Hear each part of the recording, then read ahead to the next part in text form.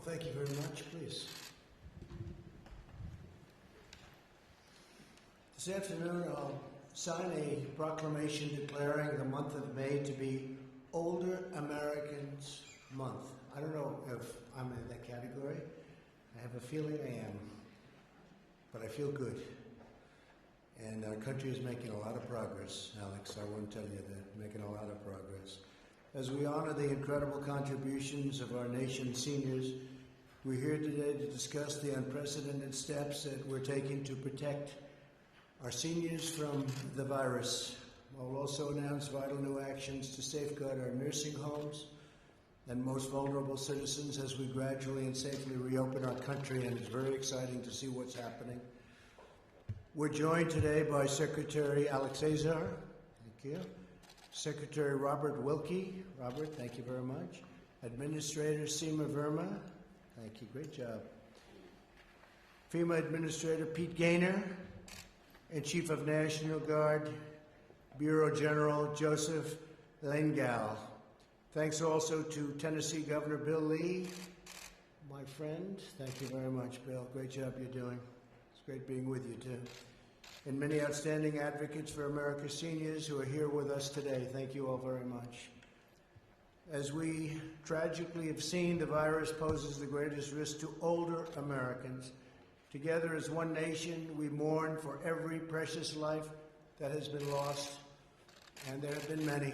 There have been many. We're so saddened by it.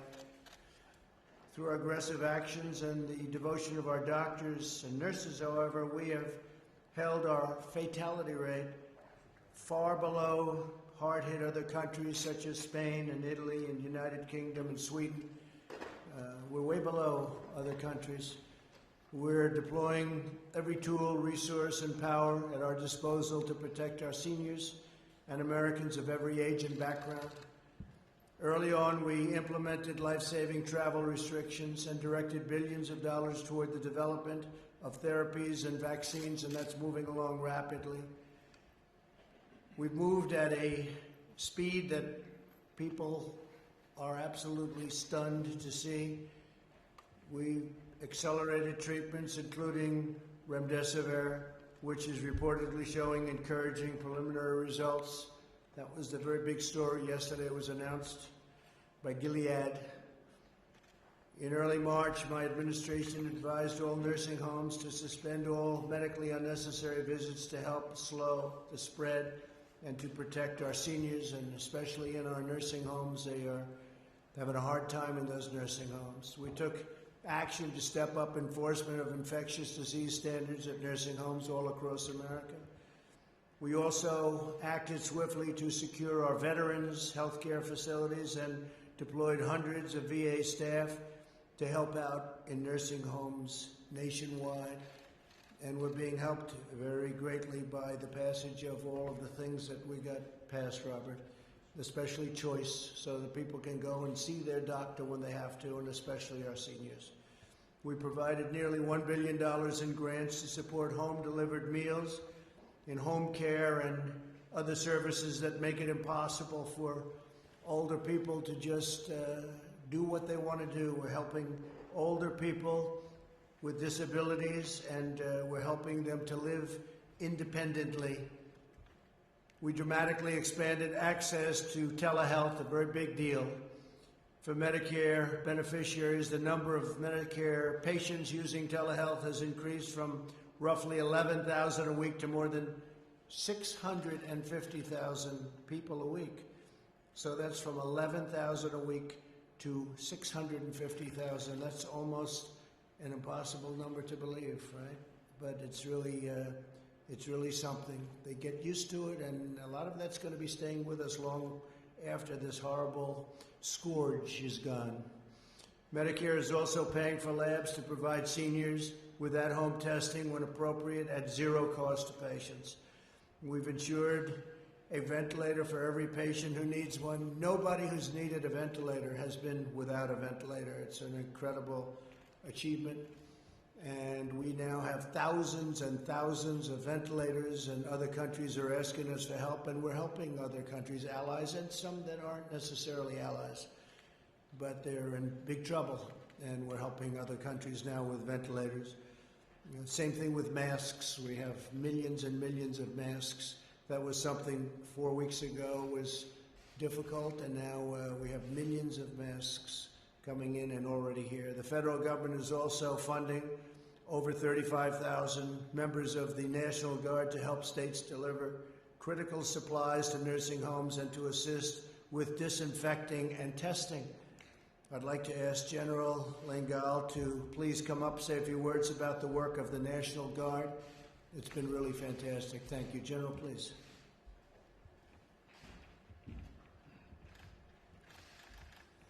Thank you, Mr. President, and good afternoon, everyone. I'm very proud of the National Guard and all they are doing to help keep our nation safe here at home and abroad. Today, over 83,000 men and women of the National Guard are engaged at home and abroad, and 45,000 of those are engaged directly in the COVID-19 response. From running hundreds of testing sites around the country to screening passengers at airports to helping manufacture PPE to a myriad of other tasks, the National Guard is there. We know this virus doesn't treat everyone equally, and our senior citizens are at increased risk. In many states, governors have directed National Guard members to help sanitize long-term care facilities, nursing homes, giving older citizens and families and caregivers peace of mind that their environments are safe.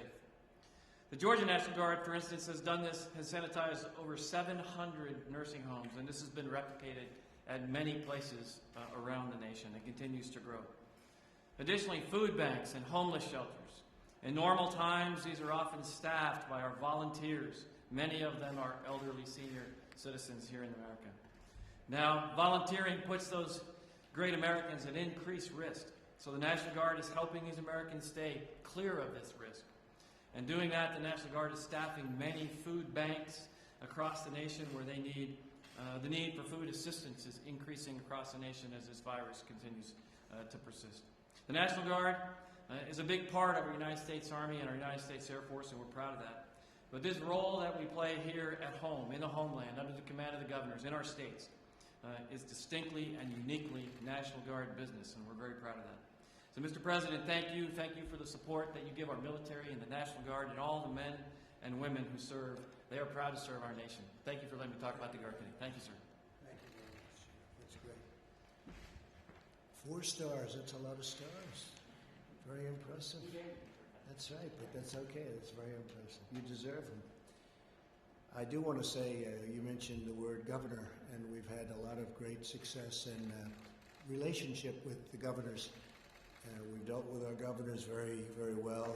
We have really, I think, got to understand each other, know each other, in many cases really like each other, and that's worked out very well. We had Phil Murphy here from New Jersey, governor of New Jersey today, wonderful man. A lot of progress is being made there, and we had John Bell Edwards yesterday from Louisiana, and Ron DeSantis the day before from Florida. Just tremendous progress, 3 very exceptional men, and they're doing a really good job, as you know. So, and we have others coming in. They'll come in 1 or 2 a day, and we're seeing them, and whatever we can help them with, we help them with, and we help them with very, very quickly, General, right? So it's been very good. My administration is doing everything possible to support the state-led management of nursing homes, and here today is a governor who I happen to like a lot. And he's done a fantastic job in a fantastic state, a state that I happen to like a lot. It's called Tennessee.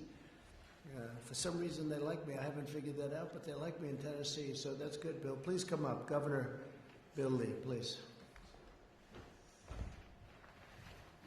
Thank you, sir. Thank you very much, Mr. President, and thank you to your team, many in this room that we have worked with. You are guiding America through a tremendous crisis, and you're doing it incredibly well, and America's very grateful for that. And we are grateful in Tennessee for the partnership between the federal government and states like ours. As we work to make our contribution to fighting COVID-19, we can do so because of the work that you're doing and the way that you're supporting what we're doing. So, Mr. President, you've asked states to commit to goal of testing 2% of their population. In April, 2% of Tennesseans were tested. And we have tested over 175,000 to date. But as we look to May, to build upon that, we're actually strengthening a commitment, particularly to the elderly, the most vulnerable of our citizens, especially those in nursing homes. You know, there's a scripture describes being hard-pressed on every side, but not crushed. And that's where we are in Tennessee. I think that's where we are in a nation. But the elderly are most hard-pressed in this setting, and especially those in long-term care facilities, and they need our help. So in Tennessee, we're committed to testing every resident and every staff in every one of our 700 long-term care facilities. It'll be a great undertaking, but it honors the value of these lives in those facilities, lives that have protected our country in the hardest of times, the greatest generation, and those that have a loving legacy of being our neighbors, our friends, and our grandparents.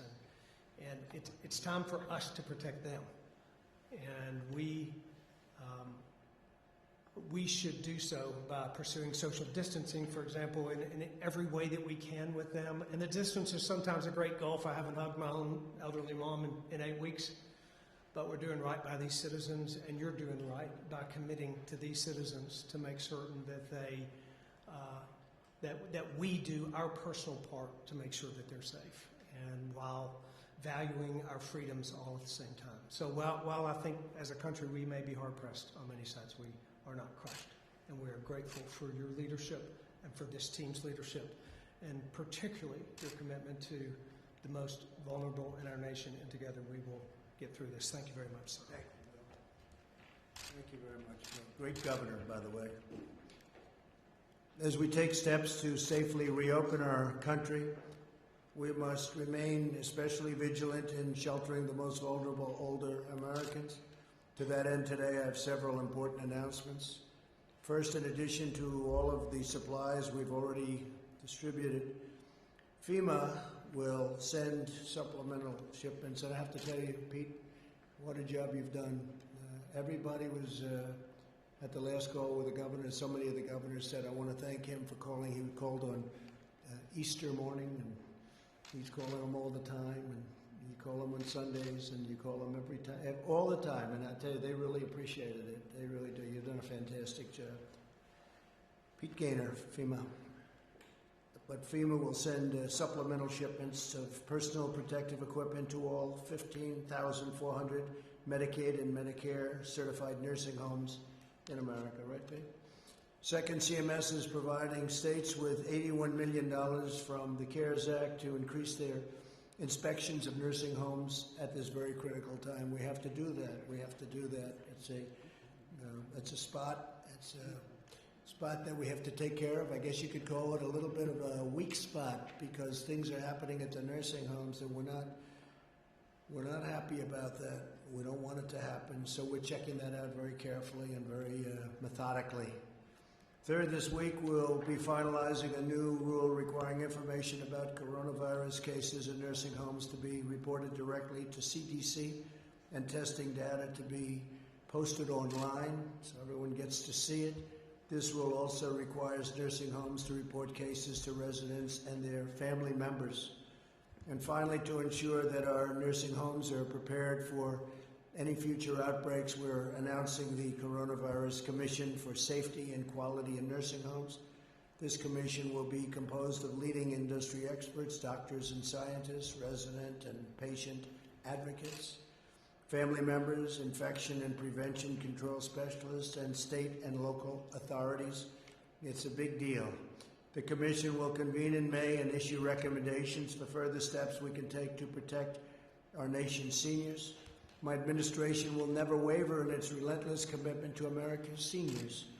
We owe them a sacred and unbreakable obligation, and we will fulfill that obligation with every resource and power that we have. We are working very hard with our seniors, and we're working very hard with our nursing homes, and great progress is being made and will be made, that I can promise you.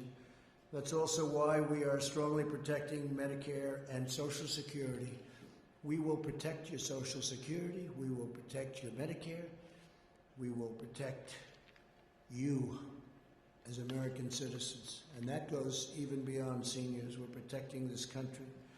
Our cherished seniors enrich every aspect of our national life. These great citizens have dedicated their entire lives to our families and our communities and our countries. Our country could not be anything near where it is without our incredible seniors.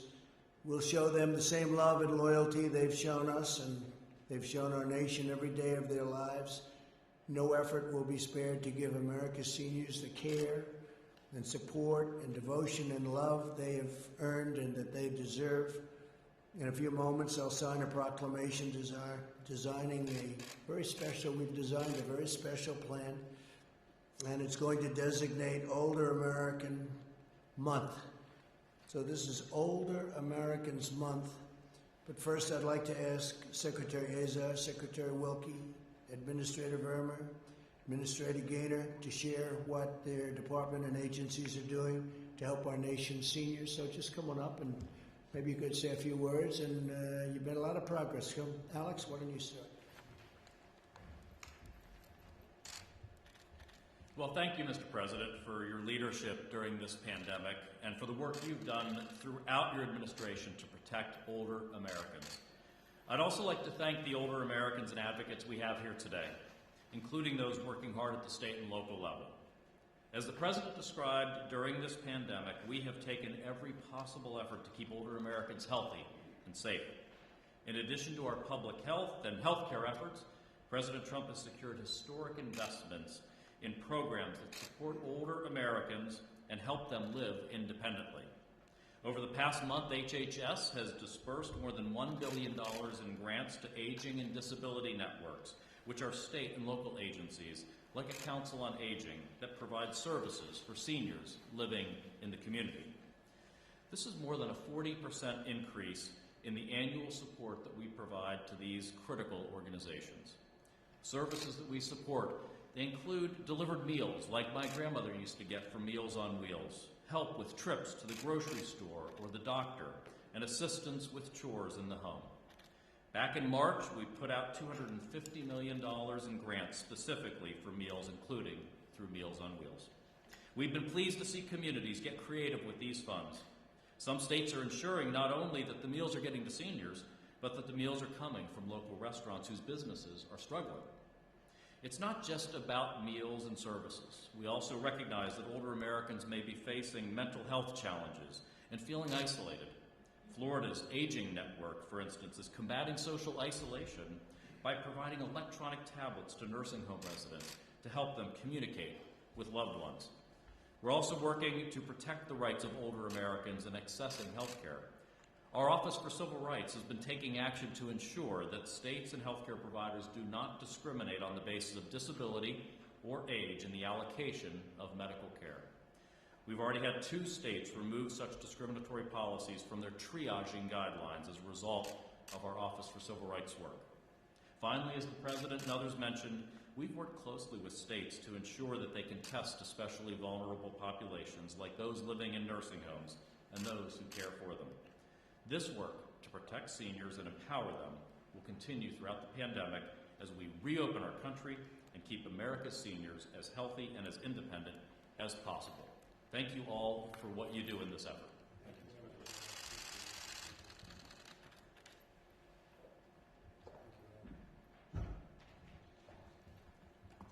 Mr. President, thank you, and thank you for everything you have done to transform the Department of Veterans Affairs on behalf of the nation's 9.5 million veterans.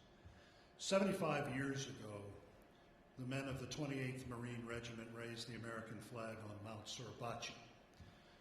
No event better evoked the sacrifices and the triumphs of the 15 million Americans who put on the uniform during World War II.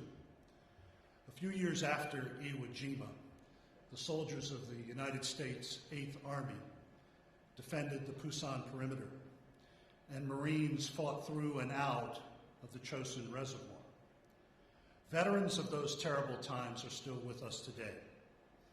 Early on in this crisis, President Trump gave me very explicit orders to do everything possible to protect the lives of those precious Americans.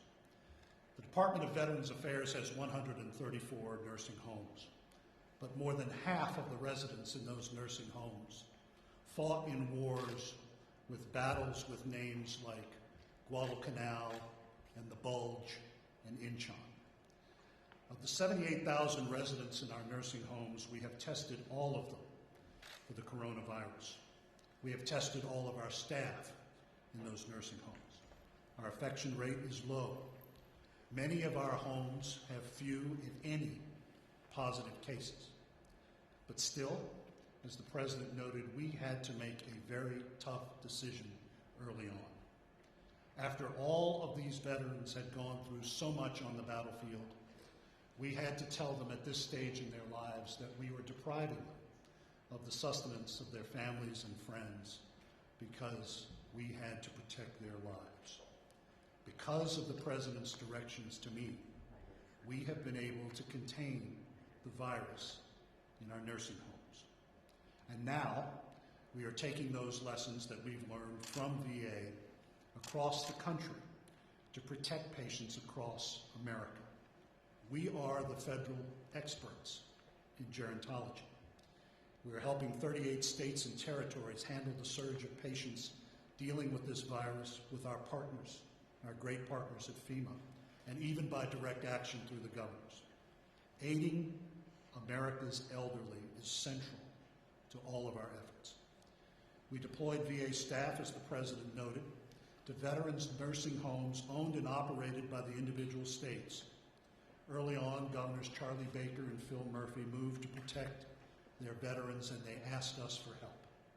In addition to Massachusetts and New Jersey, we were helping in Alabama, Florida, and Tennessee. In California and Mississippi, New Mexico, Oklahoma, Rhode Island, and Texas, we have taken in non-veteran nursing home patients and state veterans nursing home patients into our VA facilities. We are helping elderly Americans wherever we find them. Mr. President, you should be very proud of this VA that you have helped build. Thousands of VA employees have leapt into harm's way. VA leaders like Joan McInerney and Martina Parada in your hometown, Ryan Little in Boston, Rima Nelson in Detroit, Vicki Braun in Illinois and Wisconsin, Fernando Rivera and Sky McDougal in New Orleans, and Miguel Lapuz in Florida. All of them have put service before self to protect the most vulnerable and deserving. These are the folks who made America strong and free. Thank you very much. Thanks.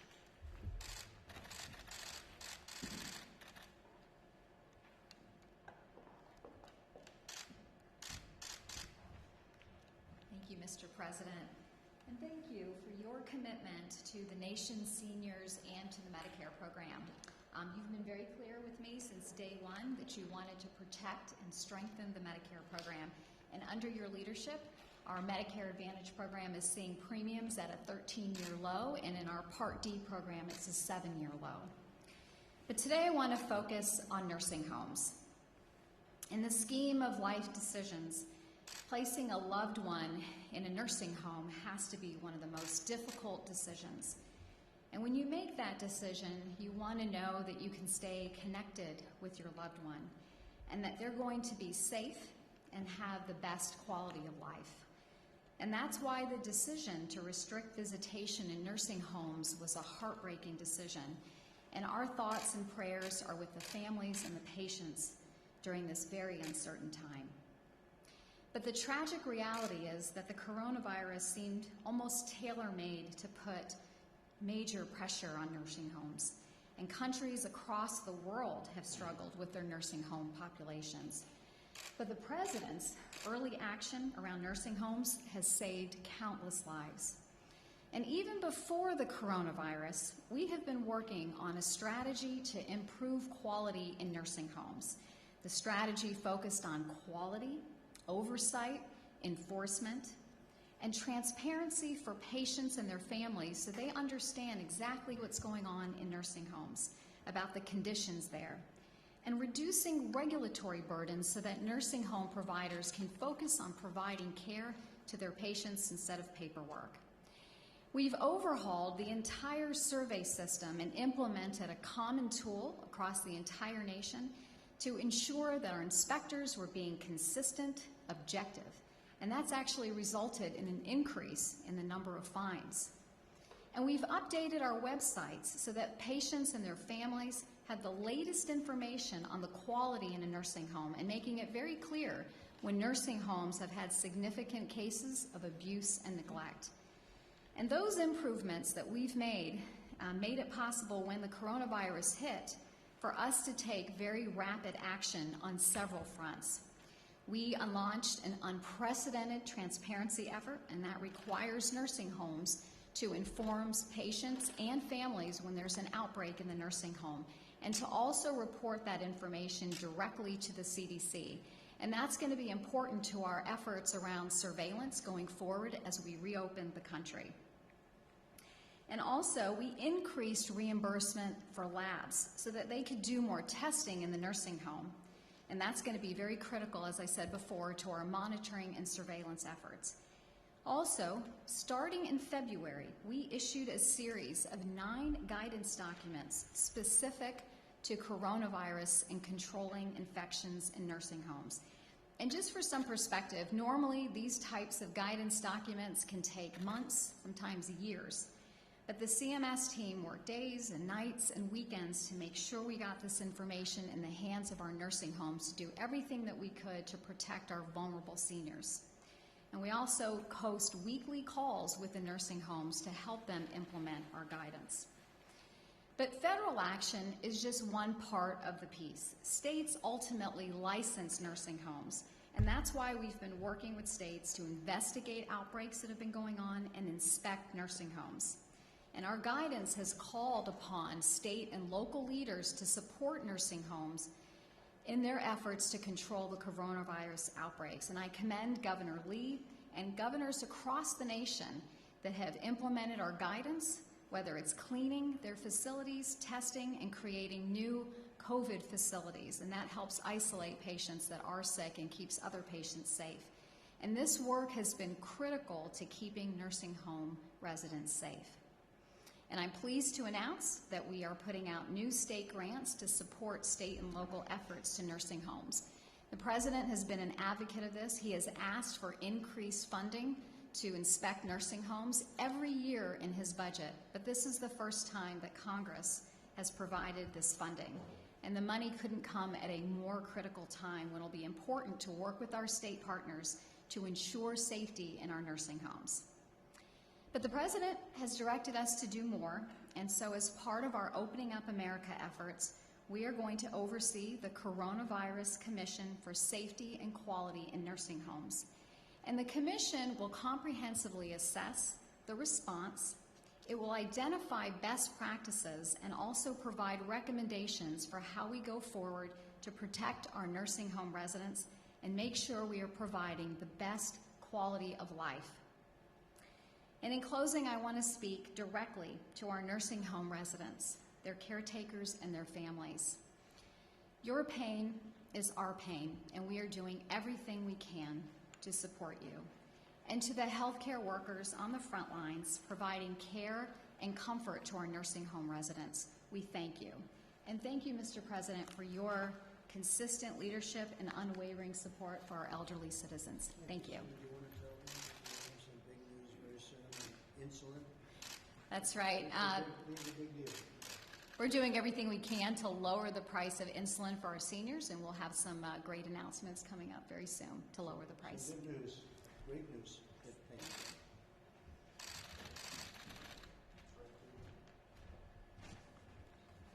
thing. Thank you, Mr. President, Administrator Verma, and members of the Coronavirus Task Force. Let me focus on the logistics in our effort to deliver personal protective equipment care packages to those citizens at highest risk and greatest need, those living in our nursing homes across the country.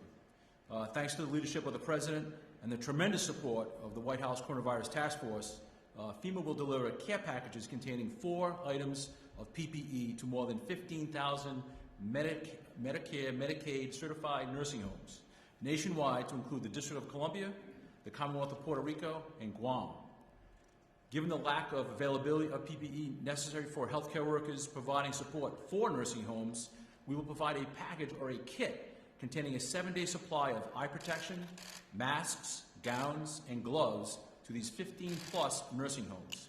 Each kit is individualized for each nursing home based on the level of staffing and the 7 days of our supply calculation. Over the course of the next 60 days, we'll be providing each of the nursing homes with 2 separate shipments of 7 days of supplies, totaling 14 days of supplies by the beginning of July. The first shipment of supplies begins next week. These initial shipments will focus on metropolitan area sites such as New York City, Northern New Jersey, Boston, Chicago, and Washington, D.C.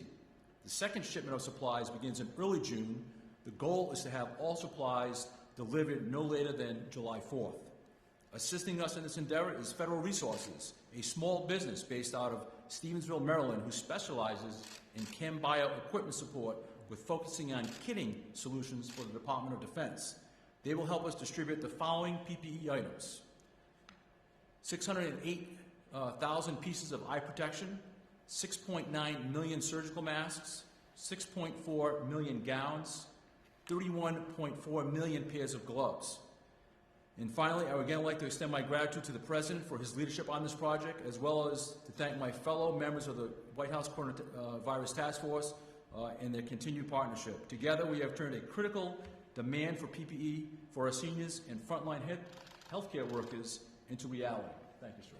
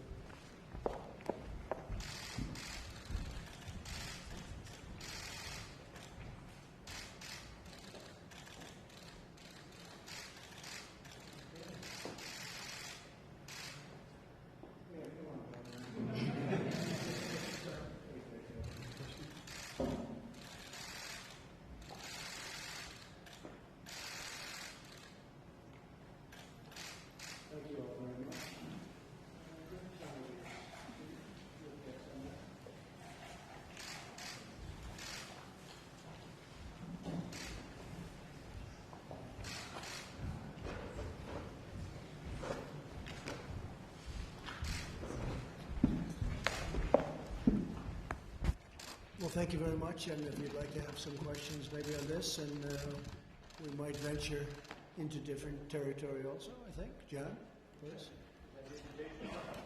Yes. Not a wise one, but it's... We could venture straight into other territory. The Vice President said just a short time ago he believes that General Michael Flynn may have unintentionally lied to him or misspoken when he talked to him and did not include his meeting with the Russian ambassador to the United States. Yeah. Do you believe that General Flynn may have unintentionally misled the Vice President? Well, I really have to talk to the Vice President, but I'll tell you what, General Flynn was under enormous pressure, and it was an artificial pressure, because what they did to General Flynn was a disgrace. Well, it was a total disgrace. It's shocking. And I hear even more information came out today. What they tried to do to destroy him and to hurt this presidency was perhaps in our country's history, there's never been anything like it. An absolute disgrace. But I'll rely on what the Vice President said. I can say this, and I think you understand this, John, very well. What happened to General Flynn should never happen again to a citizen of this country. Yes, please. Mr. President, you said that Michael Flynn would come back even bigger and better. So are you going to pardon him? And if so, are you considering to bring him back into your administration? Well, it looks to me like Michael Flynn would be exonerated based on everything I see. Look, I'm not the judge, but I have a different type of power. But I don't know that anybody would have to use that power. I think he's exonerated everything. I've never seen anything like it. What they did, what they wrote, you see this, General. You wouldn't want this happening to you, what they did to General Flynn. And it's just disgraceful. So you know, I guess we'll get to that maybe someday or maybe not. Hopefully we won't have to get there. Well, would you consider bringing him back into your administration?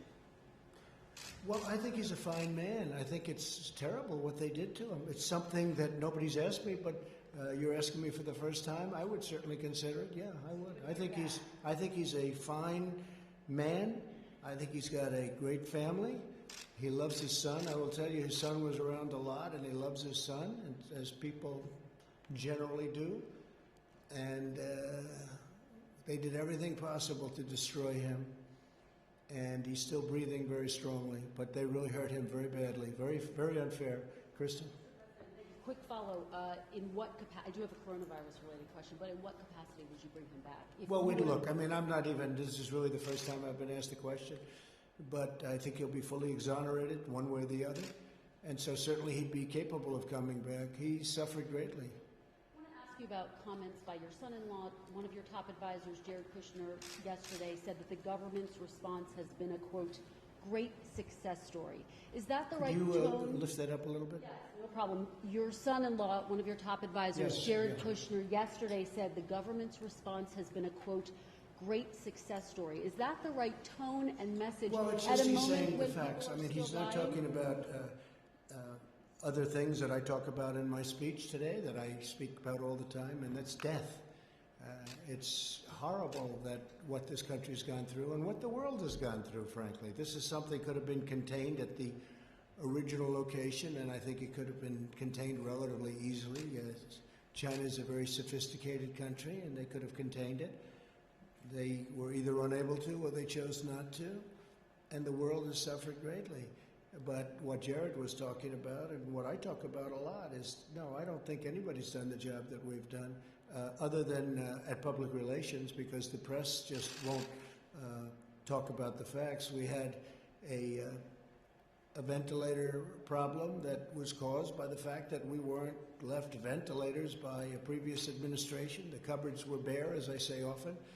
And not only are the cupboards full now, we have ventilators. We're the king in the world of ventilators. We have thousands and thousands of them now being delivered. You were at the news conferences over the last few days. The governors they said we've never had a case where we couldn't get a ventilator. And a month and a half ago, you were screaming, ventilator, ventilator.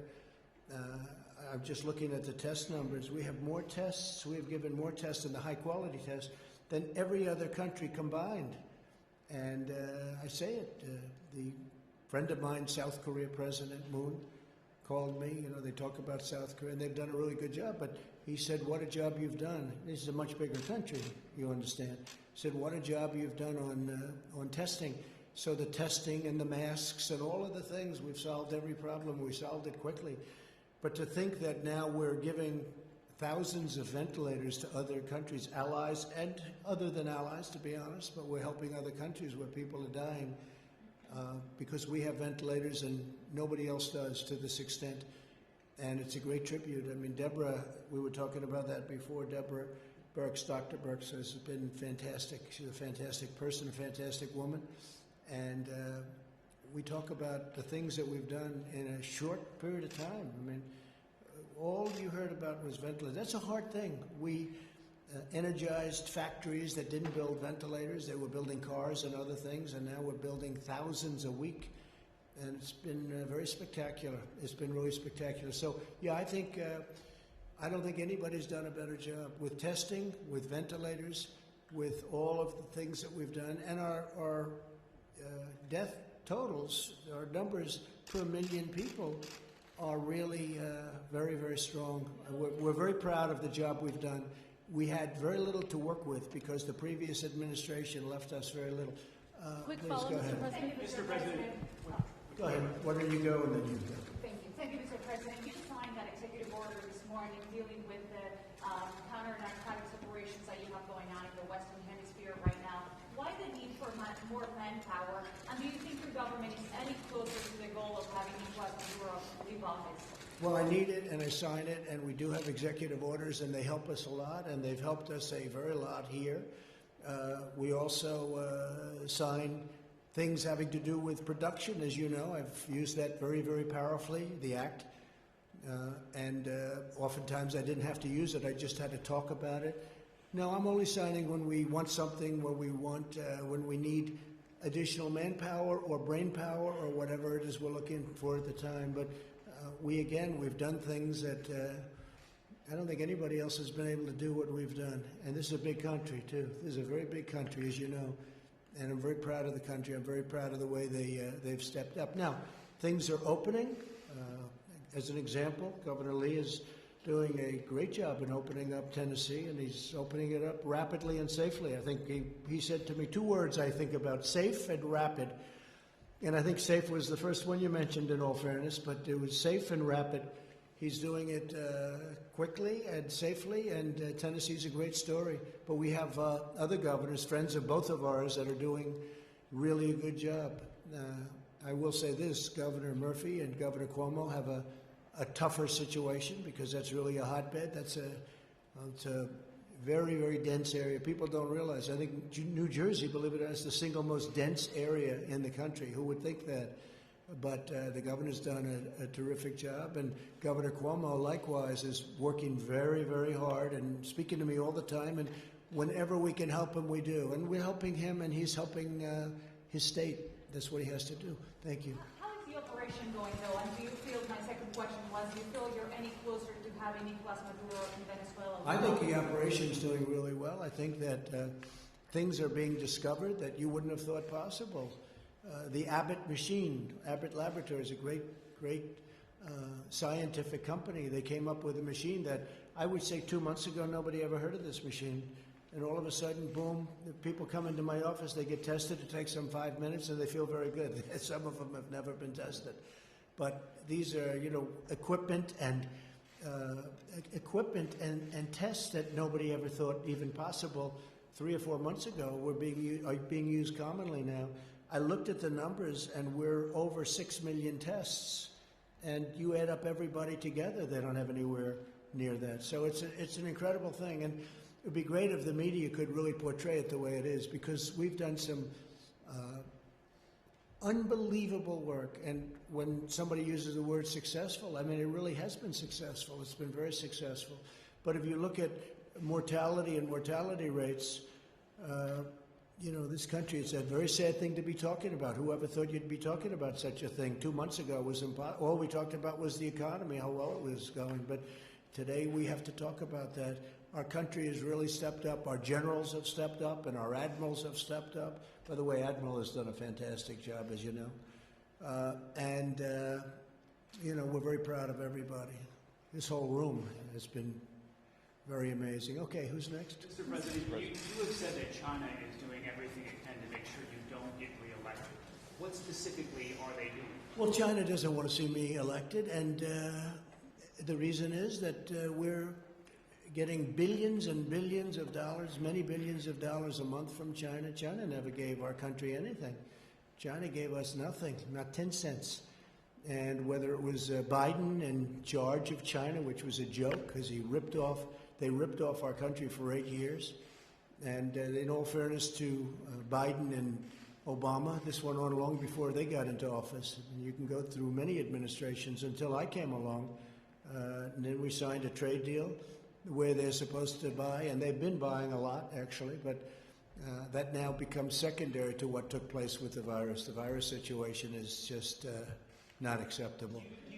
Do you think that withholding information about the virus is related to them trying to undermine your reelection? I don't want to cast any dispersions. I just will tell you that China would like to see sleepy Joe Biden. They would take this country for a ride like you've never seen before. Mr. President. Mr. President. Mr. President. Mr. President. Mr. President, yes. Please. Right, with the unemployment numbers coming out today, 30 million now unemployed, have you given any thought to possibly extending the $600 extra in unemployment benefits that are given out now? They will run out, and that will run out in July. They are looking at it, and they're taking a very strong look, and we'll be reporting to you very shortly. I will say this, obviously this is what it is, it's this period of time, but I think I view the third quarter as a transition quarter, and I think you're going to have a very strong transition, and then I think the fourth quarter is going to be incredibly successful. I think next year we're going to have a phenomenal year economically. Mr. President. Mr. President. You keep referring to China, but do you hold President Xi Jinping responsible for misinformation? Well, I don't want to say that. I don't want to say that, but certainly it could have been stopped. It came out of China, and it could have been stopped, and I wish they stopped it, and so does the whole world wish they stopped it. John? Mr. President, on unemployment, there are many businesses who are concerned that as America opens back up again, because of a provision in the CARES Act that gives an additional $600, they won't be able to get their employees back because they'll make more money staying at home than they would if they came back to work, which has caused some governors to suggest that they might strip those people of their unemployment insurance if they refuse to go back to work. Is that something you would support? Well, we're looking at a lot of different things. I brought this up before it was done. This was a Democrat point, and I said, you know, some people are going to be treated unfairly, and some people will be treated, you know, they didn't get into the kind of formulas the way I saw it. I said exactly that this was going to happen, but when you think about it, it's basically we're being generous with people that it's short term, and we're being very generous with people that lost their jobs or potentially would lose their jobs. So it's not the biggest problem that I've ever heard of. They're getting a little bit more money. In some cases, they're getting more money than they thought they would have gotten. A lot of employees are saying now the job is more important because the employer is not going to forget that. But it was something that I brought up at the beginning, and nobody wanted to listen. Yeah, please. Follow-up regarding Joe Biden. Your campaign and surrogates going after him pretty hard with regard to these allegations from Tara Reid. What do you say to Joe Biden? No, I don't think so. I don't think they're going after him hard with regard to Tara Reid. Allegations, and what do you say to Joe Biden? I don't know anything about it. I don't know exactly. I think he should respond. You know, it could be false accusations. I know all about false accusations. I've been falsely charged numerous times, and there is such a thing. If you look at Brett Kavanaugh, this is an outstanding man. He was falsely charged. What happened with him was an absolute disgrace to our country, and I guess 3 of the 4 women have now admitted that, and of the 4th. Give me a break. I mean, take a look. 36 years. That is, look, this is a fine man. I saw a man suffering so unfairly. I'm talking about Brett Kavanaugh. So, but I don't know. I can't speak for Biden. I can only say that I think he should respond. I think he should answer them. Another question on Biden, Yeah, Mr. President. Another question on Biden. Thank you, sir. On China, a moment ago you said that China, it's possible they could have chosen not to stop the spread of the virus. Are you insinuating they intentionally let it spread? Well, they could have done it, and I'm just saying, well, one of 2 things happened. They either didn't do it, and, you know, they couldn't do it from a competence standpoint, or they let it spread. And, I would say probably it got out of control. But, you know, there's another case that how come they stopped all the planes and all of the traffic from going into China, but they didn't stop the planes and the traffic from coming into the United States and from coming into all over Europe. I mean, look at Italy. Look what happened to Italy. And it's very lucky. This country is very lucky, and I'm very lucky that I put the ban on China. As you know, very early on in January, we put the ban on in China, and that was a very early date. That wasn't a late date. That was an early date. Then we later put the ban on in Europe. And if we didn't do that, as Alex knows, we would have had a problem like you wouldn't have believed. We would have had a problem much bigger. But then you take a look at what happened to Italy. A lot of those people went to Italy instead. And it's been a very, very tough place, Italy. And then on holding them accountable, is that something you prefer to do now in the next few weeks? No, I don't want to do that. I want to find out what happened. I think we'll be able to get a very good, very powerful definition of exactly what happened. We're working on it strongly now, and I think it's going to be very powerful. But they could have stopped it. They are a very brilliant nation, scientifically and otherwise. It got loose, let's say, and they could have capped it. They could have stopped it, but they didn't. But they stopped planes from going to China, but they didn't stop them from going to the rest of the world. What was that all about, Jim? Just to help us out on this, to follow up on Jordan's question, you praised China in the past, and what's changed? When you tweeted, China's been working very hard to contain the coronavirus. The U.S. greatly appreciates their efforts and transparency. It will all work out well. What has changed between then, when you were saying those things about China, and now? Well, what's changed is the following. We did a trade deal and everybody was very happy. There's nobody ever been tough on China like I've been tough on China. I got elected, at least partially, because of borders and military and different things, but one of the things I'd say is how China and other countries are ripping us off. So recently we signed a trade deal with China a number of months ago. China's buying billions of dollars worth of our product, our farm product and other product, manufacturing product, and it's been a great deal. But then we noticed a virus, and it's not acceptable what happened. It came out of China, and it's not acceptable what happened. And now what we're doing, Jim, is we're finding out how it came out. Different forms. You know, you've heard all different things. You've heard 3 or 4 different concepts as to how it came out. We should have the answer to that in the not-too-distant future, and that will determine a lot how I feel about China. But when I was, of course, I was very rough with China.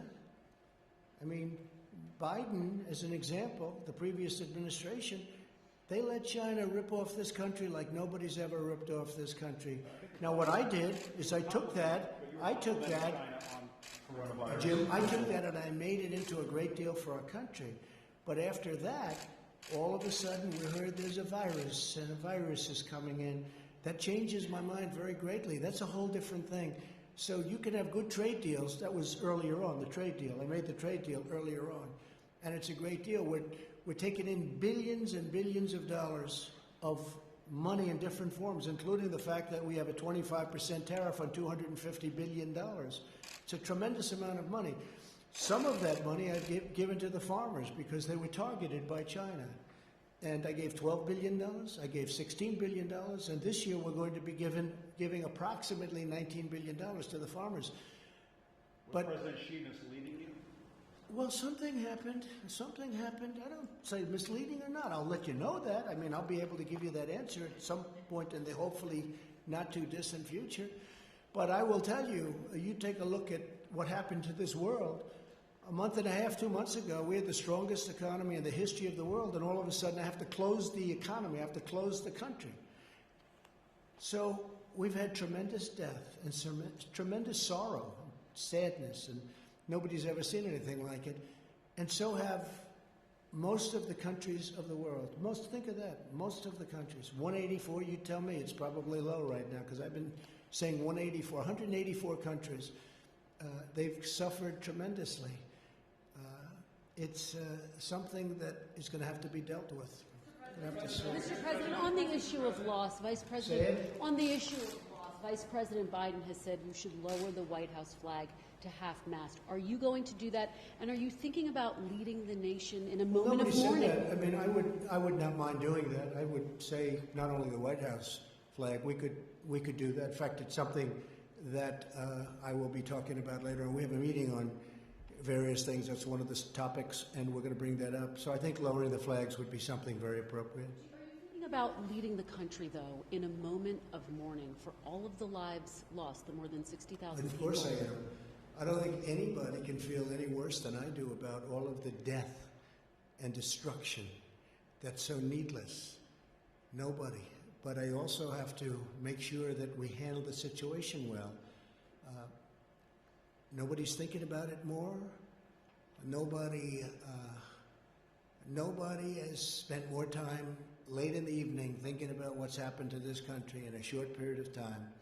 But at the same time, we have to get our country open again. And we're doing that step by step. Tennessee is an example. Step by step, we're opening up our country, and I really believe that next year we can be, maybe even beyond. We have a lot of stimulus, and maybe even beyond. We'll see about, by the way, Package 4, Phase 4, but I really hope that we can be as good or better. I built it once, and we're going to build it again. John, go ahead. You said a moment ago you will soon have information on where this virus originated. The Director of National Intelligence today put out a statement saying that they believe it was naturally occurring, it was not man-made. But who is that? Who is that that said that? The Office of the Director of National Intelligence. Intelligence. Who in particular? Who was the man that made that statement? It was a statement that the ODNI... Oh, he would know that, huh? National Intelligence. So we'll see. That would be your Director of National Intelligence. No, I think it's... I mean, you'd have to tell me who specifically, who made the statement.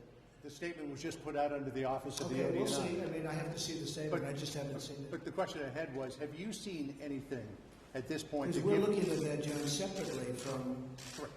But We're looking at exactly where it came from, who it came from, how it happened, separately and also scientifically. So we're going to be able to find out. and my question is, have you seen anything at this point that gives you a high degree of confidence that the Wuhan Institute of Virology was the origin of this virus? Yes, I have.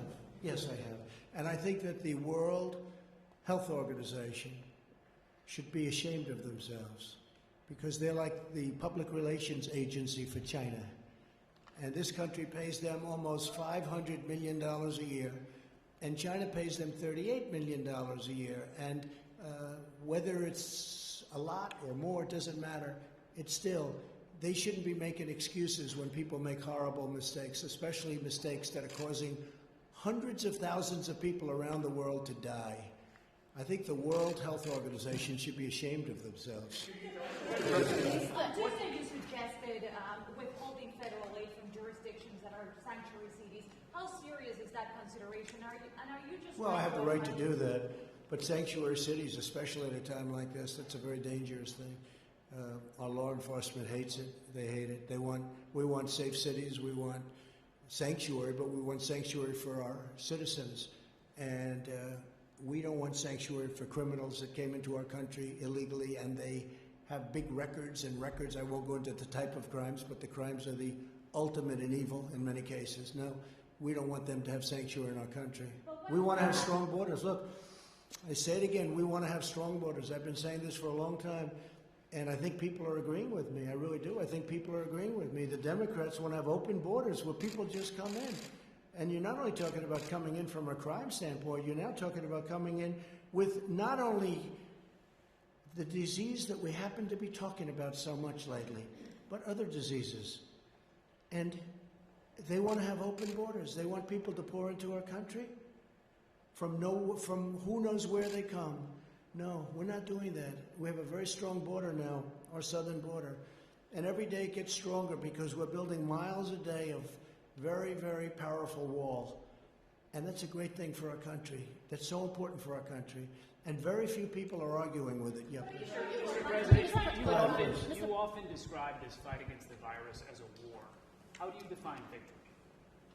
So it is a war, and I define victory when it's gone and we open successfully. We have a successful country again. Now, it can never be a total victory because too many people have died. All over the world, people have died. In our country, in every country. I'm looking at the new list of countries. Look at what's going on with Russia. Look at what's going on with Spain is so incredibly harmed and injured by this. So many people are dying. This is not something where you'll go to your traditional, gee, this was an experience. This is not an experience. This is a very bad experience.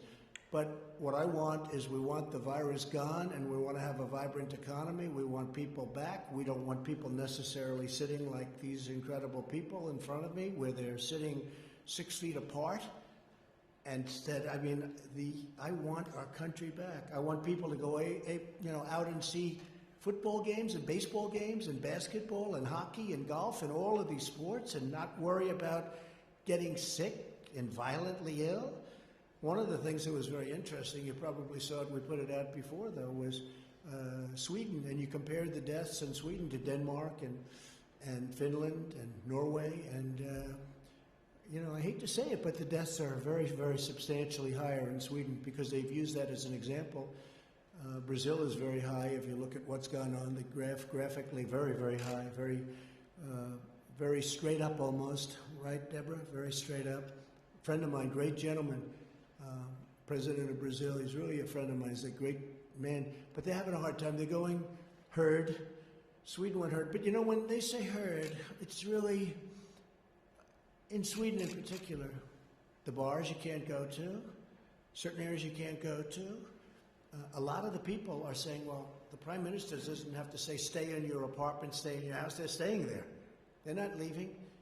So, it's really not quite what was reported, but the number of deaths are tremendous in Sweden compared to the countries that surround where they did very strong lockdowns. And we were discussing that, Deborah, before. It's a very big difference. It's a very big difference. But again, Sweden didn't go really herd as you understand it. And also the people of Sweden, very smart. They're staying in their houses. They're not going out and now, are some? Yeah, I guess, some. But they've lost a lot of people in Sweden. Yes, Jim? Mr. President, could I just come back to the... Yeah, I'll get you in a second. Can I get back to what we were talking about just a second ago? Sure. I missed in the interruption. Are you suggesting that maybe you have some evidence that this was not a naturally occurring virus? We're going to see what it is. You're talking about the virus and where it came from? Yeah. No, we're going to see where it is. We're going to see where it comes from. And, look, you know every theory. You had the theory from the lab. You had the theory from many different, the bats, the type of bat, and the bat is 40 miles away, so it couldn't have been here, and it couldn't have been there. And there's a lot of theories. But, yeah, we have people looking at it very, very strongly. Scientific people, intelligence people, and others. And what gives we're going to put it all together. I think we're going to have a very good answer eventually. And what gives you? And China might even tell us. China may tell us. And what gives you a high degree of confidence that this originated from the Wuhan Institute of Virology? I can't tell you that. I'm not allowed to tell you that. Mr. President? Jeff, go ahead. Mr. President, would you consider having the United States not pay its debt obligations to China as punishment for the virus? Well, I can do it differently. I can do the same thing, but even for more money, just by putting on tariffs. So I don't have to do that. It's approximately $1 trillion, a little bit more as I understand it, $1 trillion. But we can do that in I think probably a little bit of a more forthright manner. You start playing those games and that's tough. We have the dollar to protect. We want to protect the sanctity of the dollar, the importance of the dollar. It's the greatest currency in the history of the world. It's become stronger. We have a very strong dollar. That's why we're borrowing at zero interest rate. With all of the stimulus that we're talking about, that sounds good though, General, doesn't it? We're paying zero interest, so essentially right around zero, but zero. And you want to protect. It's a very good question. You say, oh, gee, we owe you a certain amount of money, we're going to keep it. But when you start playing that game, you're really hurting the sanctity, the importance of the greatest currency on earth. But we can do it in other ways. We can do it with tariffs. We can do it other ways even beyond that without having to play that game. That's a rough game. Speaker, on a separate topic but related, Speaker Pelosi said that she envisions up to $1 trillion needed to help support states and localities. Would you support that figure? So what's happening is the Democrats have come to us and they'd like to do a phase 4. And we'll think about what's happening. They want to help the states. They want to help bailouts. And, bailouts are very tough. And they happen to be Democrat states. It's California, it's New York, it's Illinois. You start with those three. And the Republican states are in strong shape. I don't know. Is that luck or is that talent? Or is it just a different mentality? But the Republican-run states are in strong shape. Look, I looked today when I spoke with Ron DeSantis, who was here yesterday, as I said, and Florida's doing incredibly. Texas is doing incredibly. These states are doing unbelievably. They don't know about the word bailout. We had a call from a governor of South Dakota, and they have one of the finest run states. They have I think a constitutional amendment. They're not allowed to, they have to have a balanced budget, and they have a totally balanced budget. They just have a sales tax. That's about the only tax they have is a sales tax. I mean, think of that. So it's a whole different thing. But Republican states are doing very well. Maybe the Democrats should have brought this up earlier when we wanted certain things. And they did, and we said, and I said specifically, no, let's look at it later on down the road, but they'd like to do something. They want to do infrastructure. I can understand infrastructure. Think of it. We've spent $8 trillion in the Middle East, and we're not fixing our roads in this country? How stupid is it? And we're not fixing our highways, our tunnels, our bridges, our hospitals even, our schools even. It's crazy. But they want to do things, and the Republicans are at a much better position from, I don't want to use the word negotiating position, but we really are. We're in a negotiating position that's different because they want to bail out various states. Illinois is in big trouble. The governor understands that. Pritzker, he understands that. But Illinois is in big trouble. Is it fair to do that and then have states that are very powerful and strong like Iowa and Idaho? I mean, take Idaho. Look at all of these incredible states and look at what's going on and how successful they are. So you just take a look, and we're going to look at it. We're going to look at it. I think we want to take a little bit of a pause. But if we do that, we'll have to get something for it. Okay? So just Kristen, go ahead. a question on masks, but very quickly to follow up on Jeff. It sounds like you're potentially open to Leader McConnell's call that states should apply for bankruptcy. Is that what you're saying? I'm just, it's an idea that he has. He threw that out as an idea. I've spoken to him about it very strongly, and we're going to see what happens. We'll take a little bit of a pause. We'll see what happens, but some states are in trouble. I spoke today. I was with a wonderful man, a great gentleman, a wonderful human being. I think Bill knows him too, from New Jersey, Governor Phil Murphy. And we talked about it. New Jersey is it's a wonderful state, I have to say. It's a wonderful place, but it's got a lot of difficulty in terms of the economics and the debt, the costs, etc. So it's in a different position than some of the other states that we could mention. We could mention them all day long. Let me ask you about masks, if I could. Vice President Pence did not wear one when he visited the Mayo Clinic earlier this week. He's wearing one today. You are traveling to Arizona. Will you wear a mask? What is the policy for you? Well, I'm going to have to President? see. I am going to Arizona. I look forward to that. I'll have to see the climate. I mean, I'm going to look at, see, where I am. Here's a place that we all feel very comfortable. Everybody's spread out. It's a very big room.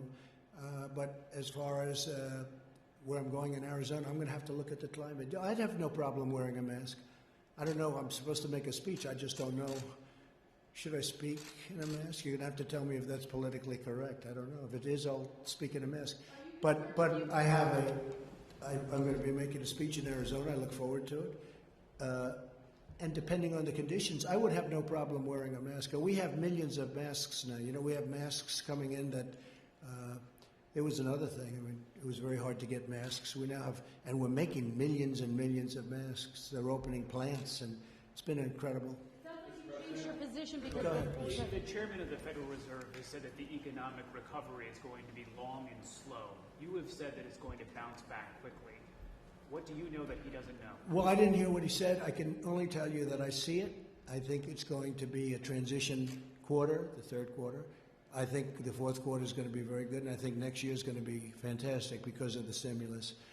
And I haven't seen a statement, but I think we're going to have a great year next year. Knowing that we left behind a year of tremendous death. It was just a terrible thing, the likes of which we haven't seen. I guess if you go back over 100 years, 1917, and that was a terrible thing. But that was close, depending on your account or the account, anywhere from 50 to 100 million people died. 1917. So we haven't seen it. It's over 100 years.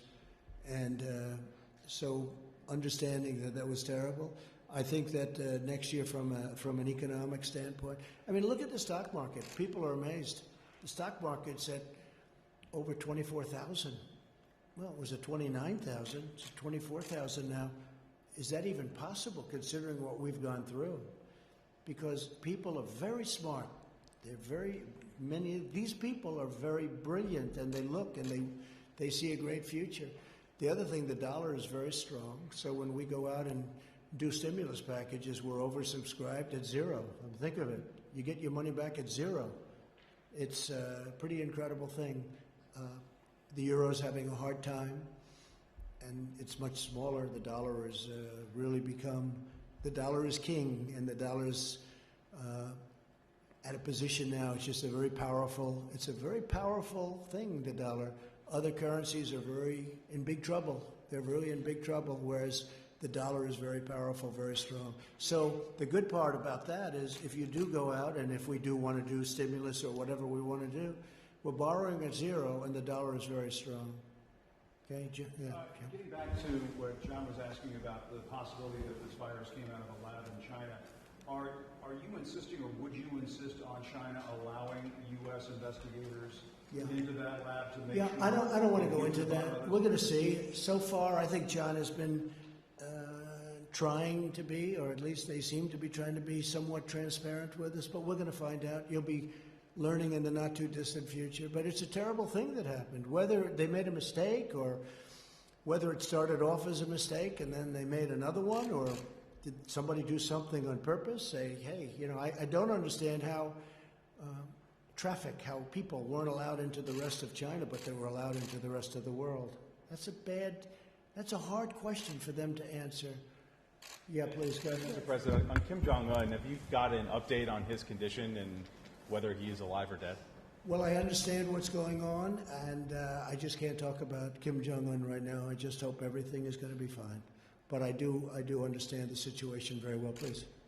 Going back to when you talked about being complimentary of China early on, were you saying that you were complimentary of China because you were concerned about the trade Well, I'm deal? making a trade deal with China. This was before the virus. Of course they're going to be complimentary. Now, I was very uncomplimentary prior to that negotiation. And then every once in a while, the negotiation would break down because I'm not like Kerry, who signed the worst deal, the Iran deal, which was such a disaster. And he never left the table. I left the table a lot. Anyway, we ended up making a deal.